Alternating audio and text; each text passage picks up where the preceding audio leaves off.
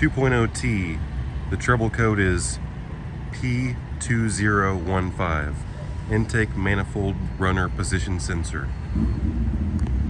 These intake manifolds have a flap in it that opens up, and it allows you to have smooth idle and better low end torque, and then it opens up and allows you to have more power on the top end.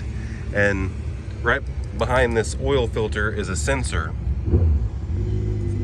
right here, and unfortunately you can't get that sensor off without removing the intake manifold. But I do have a video called 8-minute intake manifold removal, something like that.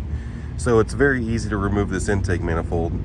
But the first thing you want to do, well, you can come back here and actually feel what the runner position feels like. It could have something to do with this diaphragm right here as well. So the other thing you want to do is check your vacuum lines, because if one of these vacuum lines is busted or not hooked up, then it could cause that fault. So this comes from the vacuum pump up here.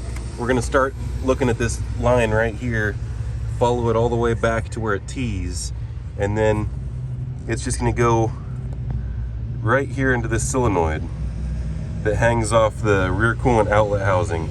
So as long as this hose is installed properly, we're going to come over here and look at this one, and it just goes in this nipple right here on the exact same type of actuator.